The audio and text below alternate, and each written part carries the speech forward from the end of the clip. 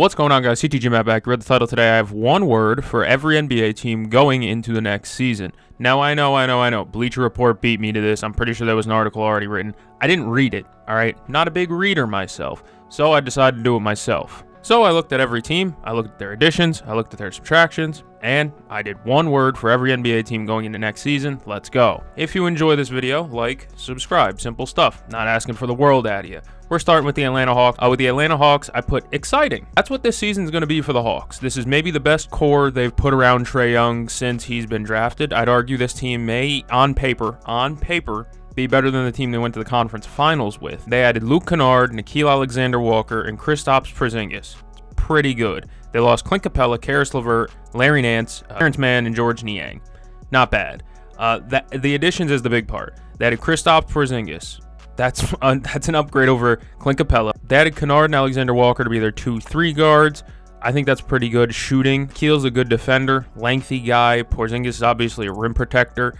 I think that this is a really good core that they built around Trae Young. The only thing I want to see this year is hopefully Trae Young's efficiency can take a step back up. His three-point percentage has been pretty rough over the last few years. I understand he takes them from the half-court line, but I would still like him to be a little bit more efficient.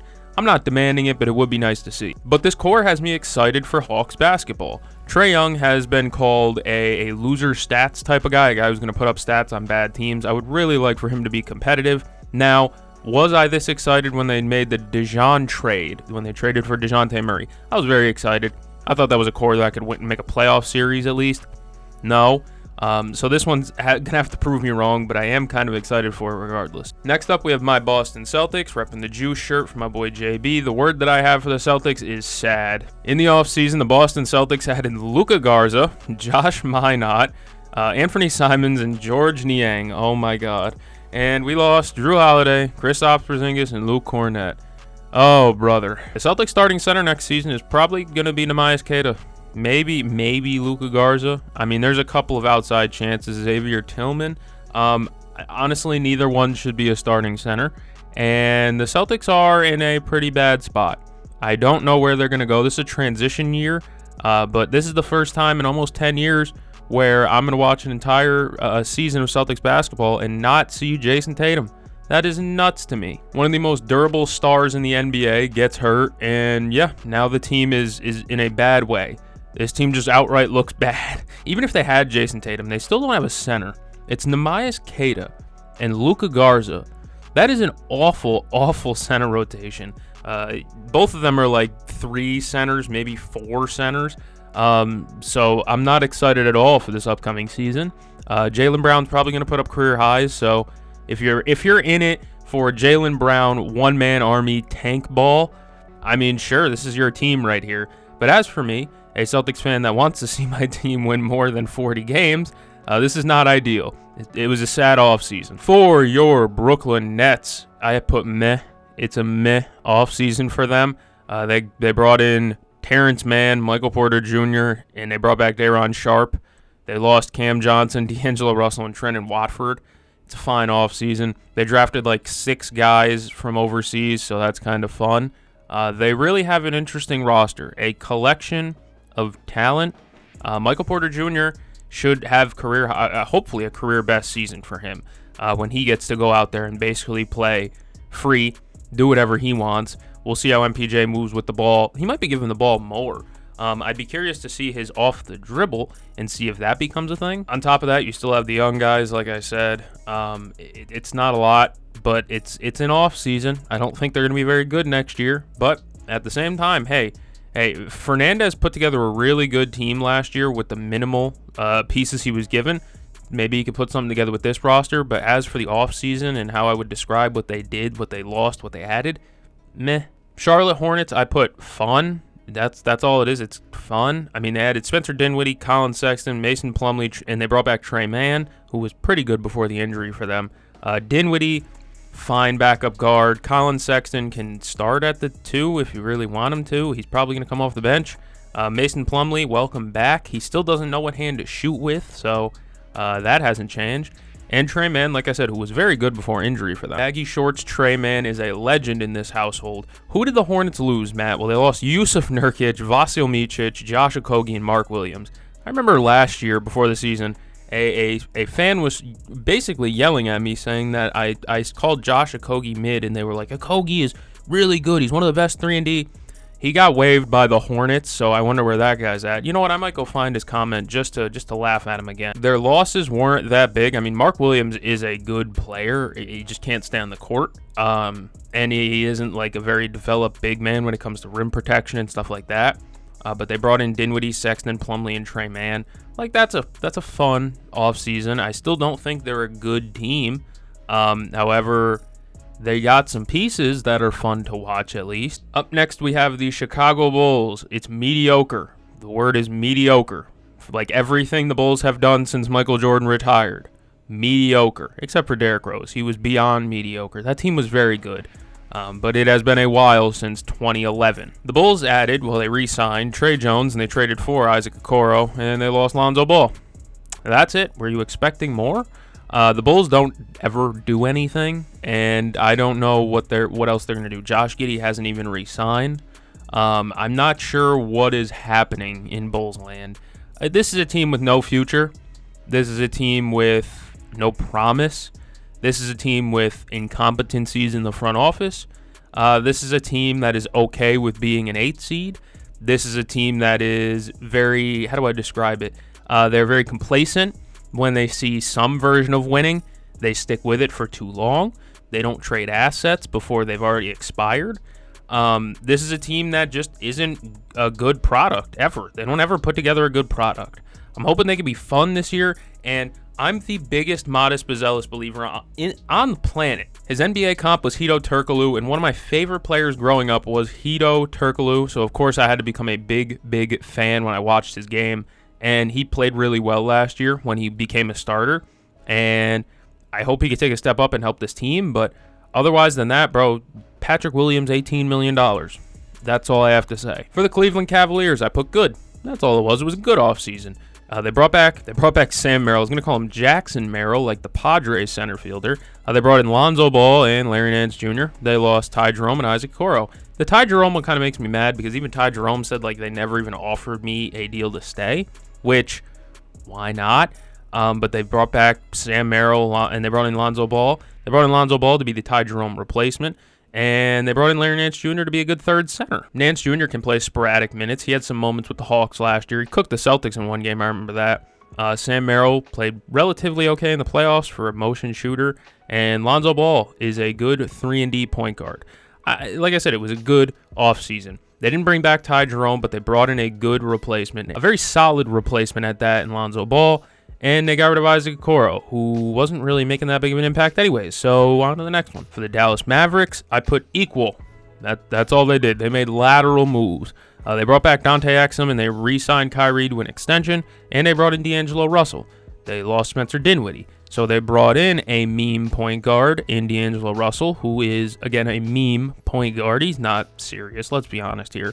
And they lost Spencer Dinwiddie, who is equally a meme point guard. They got rid of a backup guard, and they brought in a backup guard. D'Lo's probably a little bit better than Dinwiddie. I'll give D'Lo the nod there. But beyond sometimes being able to make some fun shots and really turn a team up here and there, they're effectively the same player when their role is going to be the same. Just come off the bench and get buckets. Yeah, they made lateral moves. I mean, they brought in Cooper Flagg in the draft too, so that's obviously really big. And they already had a pretty good team before that, so I think the Mavs could be really good if there's health on their side. But again, Lively got hurt last year. Kyrie got hurt last year. AD got hurt last year. A bunch of guys, PJ Washington missed a good amount of games, I'm pretty sure. Just a lot of injuries on their roster last year. They better pray for health. For the Denver Nuggets, I wrote contender for their word. I believe they brought themselves back into being a full contender. Last year they were a contender, but only because of Nikola Jokic. That's the only reason I could keep them in a contender area or believe that they could win a championship was because of Nikola Jokic. This season, they bring in Bruce Brown, Cam Johnson, Tim Hardaway Jr., and Jonas Valanciunas, who's not going to Greece, and they get rid of MPJ and Dario Saric. Not a bad loss, all things considered. I like MPJ, but he became a little bit in and out down the stretch last season, and Dario just couldn't get PT. They bring back Brucey B, who was a key in their championship run. They bring in Cam Johnson, who's a really smart basketball player that'll complement Jokic well. They bring in Tim Hardaway Jr., who again is another player who can complement Jokic well. And they finally addressed backup center. It has been teased from the day Jokic became a star in 2019, around there. They haven't had a backup center, and they finally get one in Jonas Valanciunas. Thankfully for Nuggets fans, he is not going to Greece. Yeah, I think that these moves put them back into contendership, into being a top 5 team in the league, maybe, somewhere around there. Last year, like I said, a majority of the reason why I was able to say that they're contenders and say this team can win a championship is because of Nikola Jokic. Now I kind of believe that there might be like there's actually a good foundation and a good team here. It's kind of what I'm getting at. Props to the Nuggets front office for kind of cleaning house last year before the playoffs and then just making everything a little bit better going into next year. And Adelman's got a new group to work with. I think it'll be a fun year for them. I raised my mic up a little bit. It was starting to bother me. For the Pistons, I have disappointing. They added Paul Reed. They re-signed B-Ball Paul. They brought in Karis LeVert and Duncan Robinson. They lost Tim Hardaway Jr., Simone Fontecchio, Dennis Schroeder, and Malik Beasley. Honestly, the losses was what hurt me the most. Last season, the Pistons had a good playoff run where they pushed the Knicks to, 6 games? It was a competitive 6-game series, too, with Malik Beasley, Tim Hardaway Jr., Dennis Schroeder being big complimentary guys to Cade Cunningham. And then they let all of them walk. Tim Hardaway Jr. gone, Malik Beasley gone. That's not in the Pistons' control. What happened with Malik Beasley is not something the Pistons could have controlled. And then Dennis Schroeder walked as well. And adding Paul Reed, who was already there, that's fine. He's a good third center. Karis LeVert and Duncan Robinson. They overpaid for Duncan Robinson in my eyes, and Karis LeVert is like a fine 6-man. They didn't do anything. They didn't do anything. And I think that's what bothered me, is the fact that they had such a good year last year, and it made me very happy for them. And then they go into the offseason, and they just don't really do much. I don't think they're going to be a bad team because the East is top-heavy, weak. So I think the Pistons are still a playoff team, but, man, I kind of wanted to see them be full-time buyers for once. But maybe they think it's a little bit too early, especially with Ivy missing so much time last year. Maybe they're really banking on Jaden Ivey taking a step up, but I don't know. I was just kind of disappointed to see them not really do much after having success last year for the first time in a good while. Golden State Warriors, the word I used for their offseason, nothing. That's the word, nothing. They added nobody, and they lost Kevon Looney. That's it. They really didn't do anything. They ain't do nothing but step back. You know that meme? He ain't did shit but step back. The Warriors just have the same roster as last year. They got like 3 guys on the roster. I'm like, who are you? Getting these like Spanish basketball players, it's like, where are these people coming from? They were the ones that brought in, what's his name? The guy with the 3, Juan Toscano Anderson. Now they have, what the hell is his name? The other one. They had Guy Santos last year. And there was another one that they brought in, another player they have on roster that I'm like, who is that? There's like Jackson Rowe. I don't know who that is. I don't know who Alex Tuhey is. Tuhey? I know Braxton Key, but I don't think he's going to play much. Taron Armstrong? Who are you people? The Warriors didn't do much this offseason. Just a really, really weird offseason. Maybe they'll sign Al Horford, but even then it's like, I don't know what you really did. For the Houston Rockets, I put ready. They are ready. This team added, they brought back Steven Adams, Jabari Smith Jr., Fred VanVleet, Jason Tate, Aaron Holiday, and then they bring in off-season signings, Clint Capella, Kevin Durant, and Dorian Finney-Smith. This team is ready to be contenders. Last year, they were the 2 seed. I don't think anyone took them seriously as a 2 seed, honestly. They definitely feared them and thought, hey, they can make the second round. But I don't think anybody last year thought the Rockets were a finals contender. Now, Kevin Durant, Clint Capella, which isn't a great ad, but he's fine, and Dorian Finney-Smith, it's like this team isn't bad. They lost Dylan Brooks, Jalen Green, Jock Landale, Cam Whitmore. This team is ready to be a contender. Ime Udoka is a coach that has wanted Kevin. He's wanted Kevin Durant for years now. He wanted Kevin Durant in Boston, and that didn't happen. He wanted Kevin Durant for a while. He finally gets Kevin Durant. I think the Rockets are ready to take a step up into full-time contendership and to be a finals contender, to be a team that can be a 2 seed and be respected. You know what I mean? Good job by Stone and all them boys over in Houston getting the job done. This is a really productive offseason. Whether it works or not, now it's up to coaching and Kevin Durant, because Kevin Durant is very, his mind works in mysterious ways, that Kevin Durant. But if everything works out right, this Rockets team is a conference finals competitor. For the Indiana Pacers, I wrote transition. This feels like a transition year. Halliburton will not be playing. They added Isaiah Jackson, James Wiseman, and Jay Huff. 3 big men. Why'd they add 3 big men? Because their only loss was Miles Turner. You know, the one who's been there for over 10 years, I think now. It's going to be a weird year for the Pacers. It's going to be Andrew Nembhard running stuff over there with Nesmith, and it's such a weird group. TJ McConnell. Like, this is going to be a really weird year for the Pacers. It's a transition year. Their core is going to be very different by the time Tyrese Halliburton comes back. Miles Turner going to the Bucks definitely hurt them a lot. I don't know where they go from here if you're the Pacers. Like I said, Isaiah Jackson, James Wiseman, Jay Huff. That's 3 backup big men that one of them's going to have to start. Really weird spot. I really like Jarris Walker. I don't think he's a starting center, though.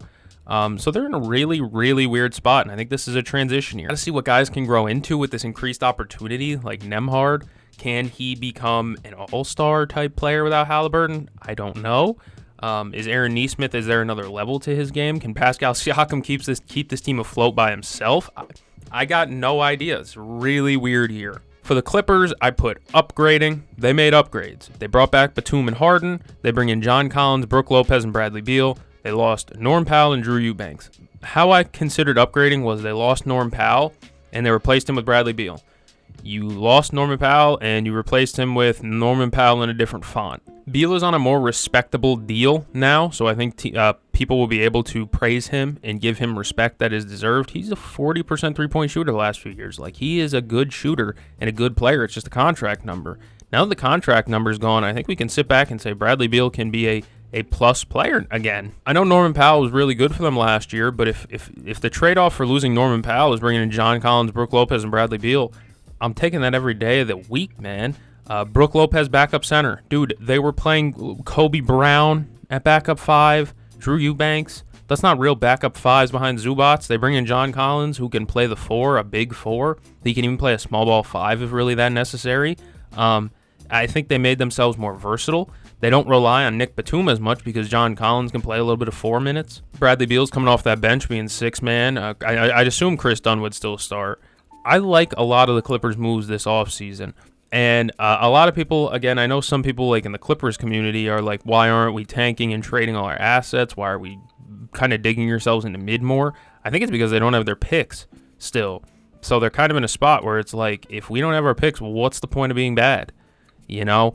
I think that this team has a real shot to do something. And if this team wins or makes an NBA Finals, I'd be miffed, but also really excited and like happy for them.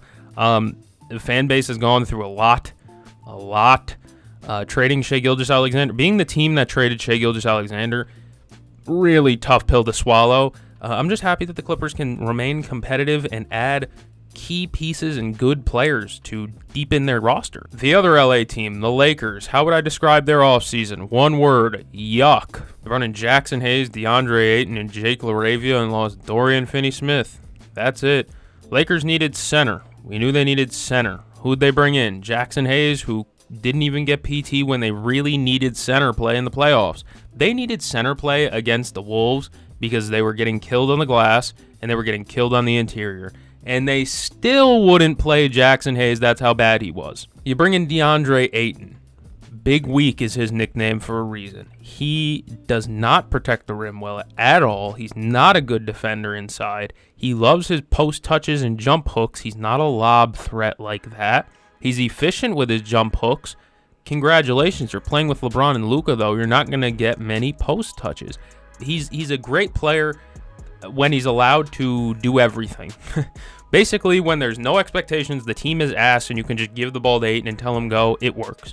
But in a competitive sense, if it's a playoff series, I'm not giving DeAndre Ayton these 18-footers, these fadeaways from past the free throw line. I'm not giving it to him with a guard on him and watching him take a jump hook from a step inside the free throw line. It's maddening watching DeAndre Ayton because I'm a fan of his. It's really maddening. They lose Dorian Finney-Smith, who's a good defender and a good 3-and-D player and a good friend of Luka's. I'm surprised he even opted out of his deal because of how good friends he is with Luka. But I guess I think he wanted lower state tax. I don't know. Adding Ayton doesn't really change the fact that I think the Lakers still need a goddamn starting center. Nothing changes because they signed DeAndre Ayton. DeAndre Ayton is a great backup big man. Maybe he'd be a six-man of the year backup big man candidate like a Montrezl Harrell, except he doesn't play anything like Montrezl Harrell. Montrezl Harrell is a 6'7" center who plays more physical than a 7'2" guy built like a goddamn G.I. Joe soldier. For the Grizzlies, their offseason, how would I describe it? Good.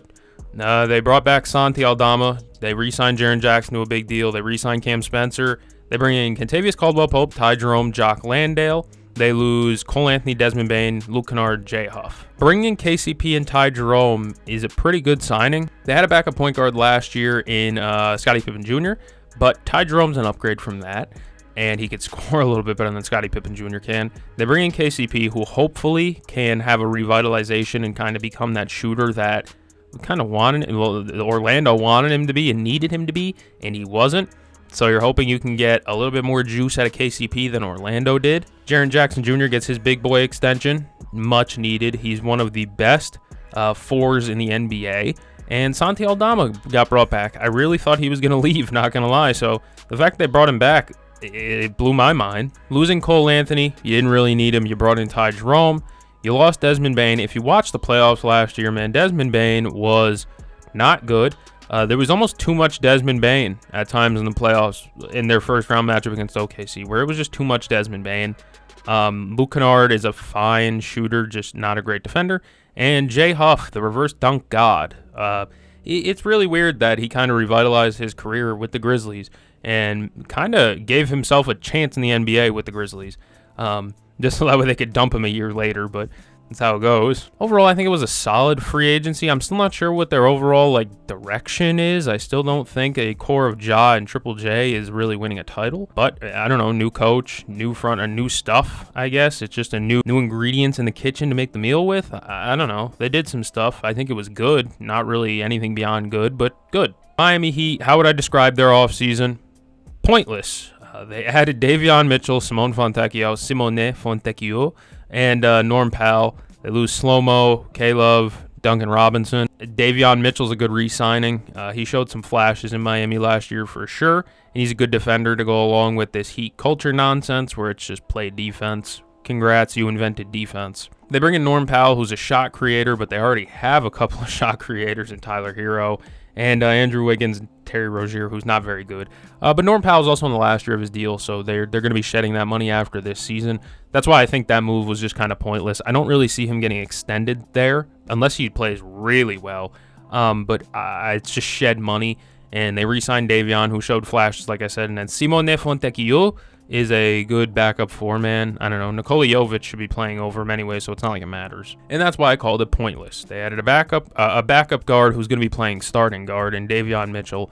Simone Fontecchio, who's probably not going to be playing a ton, and Norm Powell, who's on the last year of his deal anyway. For the Milwaukee Bucks, the word I would use to describe their offseason is unsure. I'm just unsure about a lot of it. They bring in Kevin Porter Jr., they bring him back. They re-signed Bobby P., they re-signed Taurean Prince, they re-signed Gary Trent Jr., they re-signed Jericho Sims, they re-signed, Livingston, Chris Livingston, Cole Anthony, they bring in Miles Turner, they bring in Gary Harris. It's quite a long list. They lose Notre Dame's finest, Pat Connaughton. They lose Vasil Micic. They lose Damian Lillard, and they lose Brook Lopez. The reason why I'm unsure about it is because listen to all the additions there, man. It's a whole lot of mid. Like, let's be honest here. Taurean Prince is pretty mid. Jericho Sims is like a good backup five, I guess. Chris Livingston barely got a lot of playing time last year. Cole Anthony's a fine backup guard.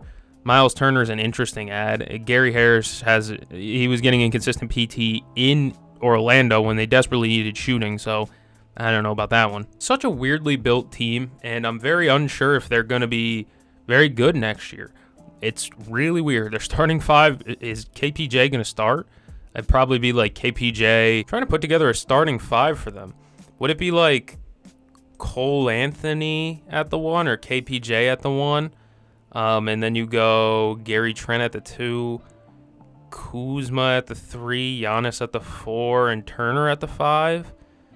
Or would you just go with, like a little bit smaller, I guess, quote unquote smaller, and go like Kevin Porter, Gary Trent? I don't know. It's versatile. It's versatile, but it's not great.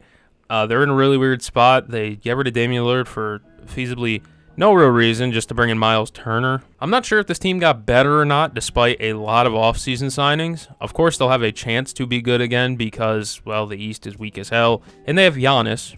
That helps a lot. Having Giannis covers up a lot of stink. I'll just say that. And I think they're in a weird spot, so that's why I put unsure. For the Minnesota Timberwolves, the word I have is synonym, because it's the same roster. Ingles, Randall, and Nas are all back, and they lose Alexander Walker, Luka Garza, and Josh Minott. Their additions were already on the team in Joe Ingles, Julius Randle, Nas Reed, and their losses were Luka Garza, Josh Minott, who didn't really play, and Nickeil Alexander-Walker, who I think they're hoping Terrence Shannon is his replacement type, a bigger guard that's kind of a 3-and-D. So it's the same roster. Get comfortable. Getting lower on teams here. We're now with the Pelicans. I put indifferent. I'm very indifferent to their offseason. They bring in Herb Jones, Sadiq Bey, Kevon Looney, and Jordan Poole. They lose Bruce Brown, Kelly Olynyk, and C.J. McCollum. Bringing back Herb was probably the most paramount thing that they had to do, and they did. Their all-defensive wing is back, even though he played like 15 games last year. Hopefully he's a little bit better in his next 15 than he was in his 15 last year. Sadiq Bey is a weird player because he didn't get a ton of PT last year at all.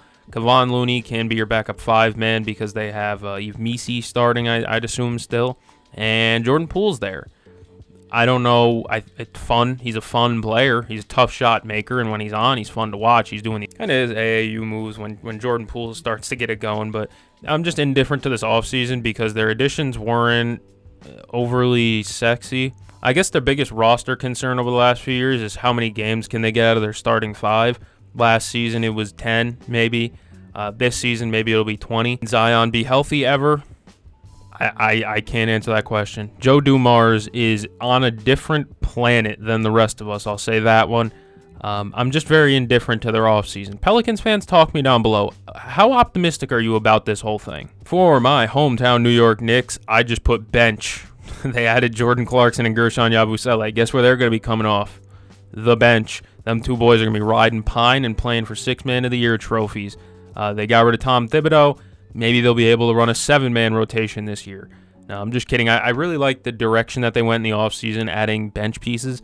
Last season, they had freaking Landry Shamet, Campaign, you name it. They were probably coming off the bench at some point. And then they actually bring in real bench players like Jordan Clarkson and Gershon Yabusele, guys who can actually give you 20 points. Not on any night, but they can give you 20 points here and there. Real bench players that can chip in and help. For the Oklahoma City Thunder, I just put extensions. They didn't do anything besides give Shea an extension, Chet an extension, AJ Mitchell an extension, J-Dub an extension, and Jay Will an extension, and I believe they lost like Dylan Jones.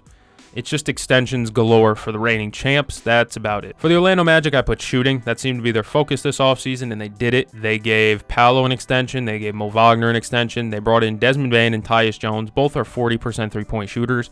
And they lose KCP, Cole Anthony, Gary Harris. All of them were awful from 3 last year. Desmond Bane and Tyus Jones have pedigree in this league of being good shooters, positive 40% guys. KCP did too, until suddenly he didn't. But it was good that they were able to get off the KCP deal and actually bring in a player of value. This is a team that people are thinking could really win the East next year. I'm not sure if I'm willing to say that because there's a couple of things they have to fix. Franz Wagner has to be able to shoot the damn ball if they want to win. That hitch in his jump shot is hideous. The jump shot just looks awful. He needs to be able to hit threes if they want to win. And the same goes for Paolo. He's got to be able to hit threes if they want to win too. You know, I love their defense-first mentality and how great they are at defense, how great Mosley's gotten them into this like defensive anchor of a team. But you can hold a team to like 30% shooting, and they will still lose that game. The Magic will, because they struggle to score the ball. And last year in the playoffs, you saw that. I know a lot of their team was hurt, like Jalen Suggs, who's like their 3rd highest paid player. But it really just became Paolo, Franz, me, you ball. Me, you, who's going to get the possession. So I would like to see more of an offensive structure this year. They brought in shooters. That's really all they really needed, was more shooting. They needed somebody to shoot the ball over 40%. Somebody. For the Philadelphia 76ers, I put Embiid. That's it. This has nothing to do with their offseason. They brought in Justin Edwards, Eric Gordon, Kyle Lowry, and Trenton Watford. Okay. And they lose Gershon Yabusele. Okay. The reason why I put Embiid is because of that article that came out. If you guys haven't read it yet, I'm sure you could just look up Embiid article and it'll be like the first thing to come up. It was one of the sadder pieces written recently. Good bit of journalism there. Stuff like Embiid not having communications with his former players that he played with, like James Harden, because of the Daryl Morey feud. Stuff like his brother passing away and how that hurt his relationship with, I believe, the 76ers at the time. How the 76ers pushed him to go to rehab and do all this stuff when he had something wrong in his knee still. I know for some people that might read like a puff piece for Embiid. It is. But I think it was necessary when somebody like Embiid's reputation has been not even dragged through the mud. I mean, literally buried. And it's nice to see somebody write something positive about Embiid for once. And it doesn't start with the tagline injury or bust or conference finals. It's nice to see something positively written about a guy who so often just gets buried by the media. I'm not saying I'm rooting for him. I respect him. I'm a Celtics fan. I could never root for the Philadelphia 76ers or Joel Embiid. But it does show the human side of him a little bit more, and I appreciate that anytime an NBA player kind of opens up. For the Phoenix Suns, I just put new.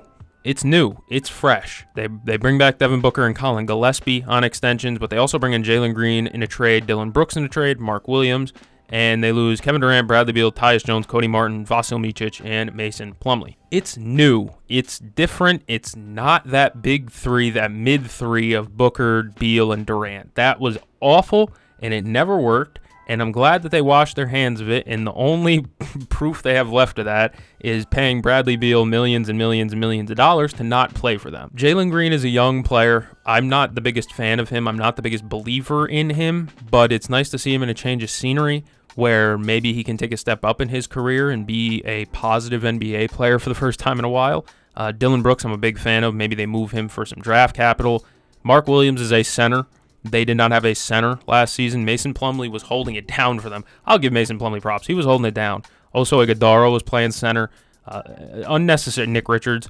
It was a bad center unit. And I know they already had Nick Richards. Now they're bringing in Mark Williams. Them two are destined to play together for life, it seems. But it's new. It's fresh. It's not that mid-three. They washed their hands of it and got a young player in Jalen Green that they can root for. Again, I'm not sure Jalen Green is this franchise savior like I've seen some Suns fans say. I know most Suns fans are rational people and maybe don't view him like that, but it's exciting, it's new, it's different. And sometimes that's just better, is different. The Blazers, I put homecoming. They had Drew Holiday and Damian Lillard, two players one who technically played for the Blazers and one that literally is the best Blazer ever. All right, maybe not the best, like Bill Walton's still up there, but longevity-wise, Lillard's got to be in the top three. Maybe even top two. Who did they lose in free agency? They lost Anthony Simons, DeAndre Ayton. They didn't do a ton because they didn't need to do a ton. Their young core is already there. You know, they have Shaedon Sharpe, Denny Avdia, Toumani Camara. Like, they got a bunch of guys who are there for their young core.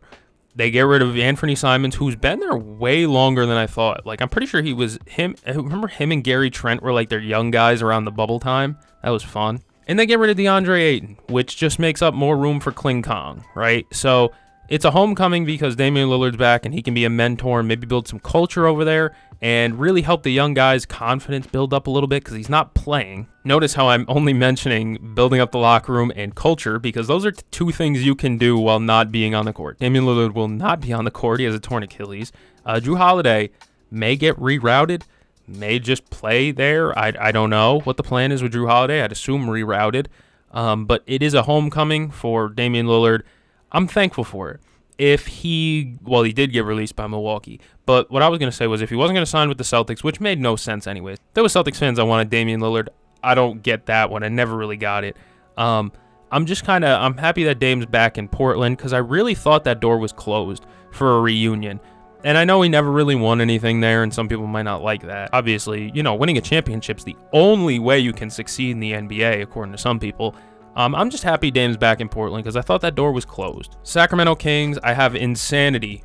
It's the same thing over and over. They had Drew Eubanks, Dennis Schroeder, and Dario Saric, and they lost Jake LaRavia and Jonas Valanciunas. It's a mid-roster. They still have DeMar for no reason. They still have Zach LaVine getting overpaid out of his ass. Domantas Sabonis is not a starting center on a championship team. I'm sorry to any team or person that believes that. He's not. He's just not. He's a fun starting center on a fun team like the Kings were a few years ago. But in terms of contendership, I don't think I can take your team seriously if Domas is the starting big man. You just don't have a paint protector. They brought in Dennis Schroeder on a contract. I don't know if anyone else was going to pay Dennis Schroeder. It's like $15 million a year. It's 3 years, $45 million. $15 million a year for Dennis Schroeder. I mean, it's not a bad deal, but you're giving out long-term deals when your team is mid, not special, not really that good. What's his name? Devin Carter looked all right in Summer League. That's fun, I guess. I don't like what the Kings are doing, and I think the Kings fans are in the same boat as me, where it's like, what is the plan here? Zach LaVine, go look at Zach LaVine's contract. You want to talk about a PhD in bank robbing?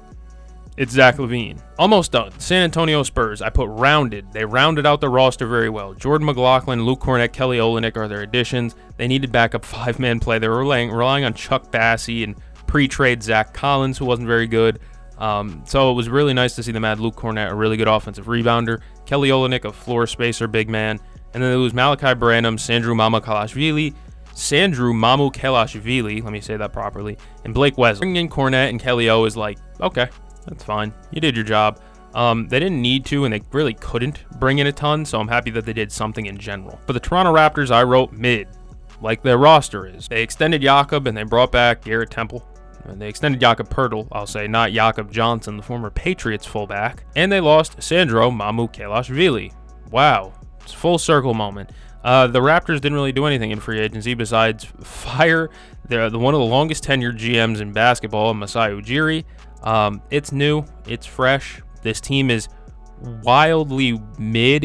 I don't know. It's just a collection of talent. It doesn't even feel like a team in Toronto. It just feels like a collection of talent. They're going to make the playoffs, and they may even make some noise. Are they finals contenders?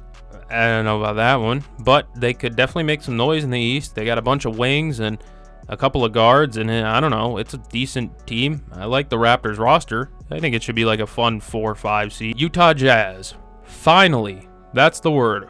Finally, they've been teasing trading guys like Colin Sexton, Jordan Clarkson, John Collins for the last like 3 fucking years. And now they're finally getting rid of them. They bring in Slow-Mo, Kevin Love, useless Nurkic, but they got rid of the guys that they've been teasing and edging getting rid of for years now. Finally.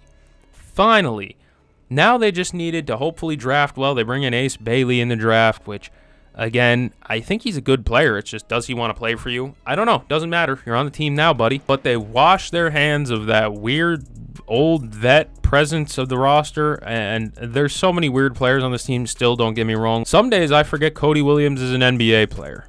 That's not a good thing. Walker Kessler's still there. He was in trade talks for a while, but I'm okay with them keeping Walker Kessler. I'm happy they got rid of John Collins, Colin Sexton, Johnny Juzang gone too, and Jordan Clarkson, because those guys have been around for longer than necessary. And finally, the Washington Wizards. I put culture. They added Marvin Bagley, Malachi Branham, CJ McCollum, Cam Whitmore, and Blake Wesley. They lose Sadiq Bey, Anthony Gill, Rashawn Holmes, and Jordan Poole. I'm hoping that they build a little bit of culture this year. That's kind of what I'm looking at. Be defensively tough or something. You bring in CJ McCollum, like that's a vet. You know, they got vets. They got him. They got Chris. And I think there's one more that I'm forgetting over there as well. But I'm hoping that they start to build a winning culture, you know, prop it up a little bit, get this thing going a little bit. Don't become the Hornets, who are doing a rebuild in the middle of a rebuild. The Wizards have kind of already done that, but either way, it's just, you know, they need to see something. And not every shot you take and make is going to be a 3. Sometimes you got to take a layup. And I'm hoping that them just becoming a more watchable team is the layup for them. I hope they drafted well. I don't know. It's the Wizards.